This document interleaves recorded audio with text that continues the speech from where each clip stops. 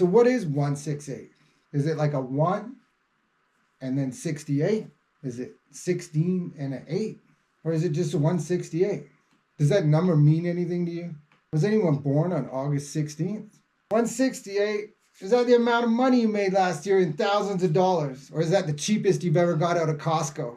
Is that how much it costs to fill your truck with gas? 168, is that how much you pay the most for a Leaf ticket? Imagine Dragons concert. How far will a Tesla go on one tank when it's minus 20? 168 kilometers?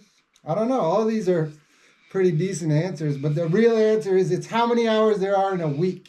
I have a friend who has a regular job at a financial company, but on the side, and his dream and his hustle is to be a coach. He wants to be a public speaker. So every Friday at 5 p.m., he sets a 60-hour alarm. And it goes off on Monday at 5 a.m.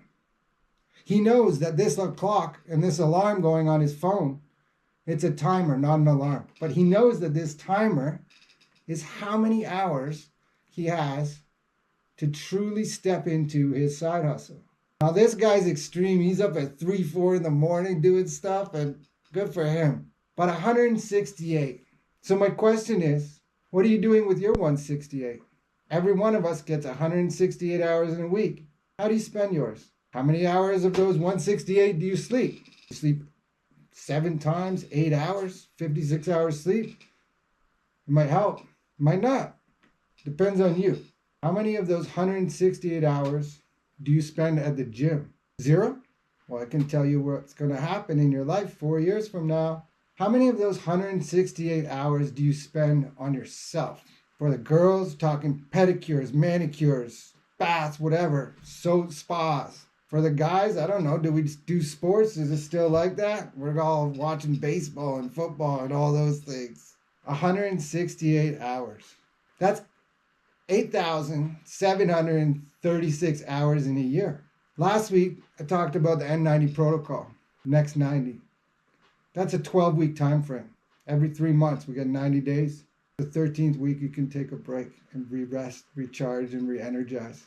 But between now and April, we still have 10 168-hour time frames. So I want to know how you're going to fill up your time frame.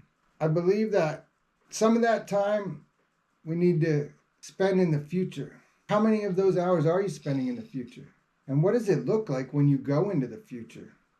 Is it dread, anxiety, worry about what might happen? Or are you going into the future to create your dreams, your life, and feel them right now in the only time that actually exists? How much of your time is spent in the past?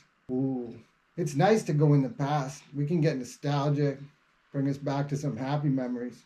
But when you go in the past, what are you thinking about? If you're thinking about worry, fear, coulda, woulda, shoulda, you gotta let it go. The past is gone. It's never coming back. And as we learned at the beginning of this introduction, the only time is right now. So get a pen and paper and write out what you're going to do with your 168 hours. You can write out the things that you have to do. We all have commitments. Oh, I don't have time. Yeah, we all have commitments. Write them in there. Schedule it out. But there's hours left over. There's hours that we're just kind of doing nothing. There's hours that we're wasting. We all do it. And if you want something more, that's the time to do it. Right now, we're at the beginning of a fresh year. And so implement these habits. And by the second quarter, I'd love to see what your 168 looks like.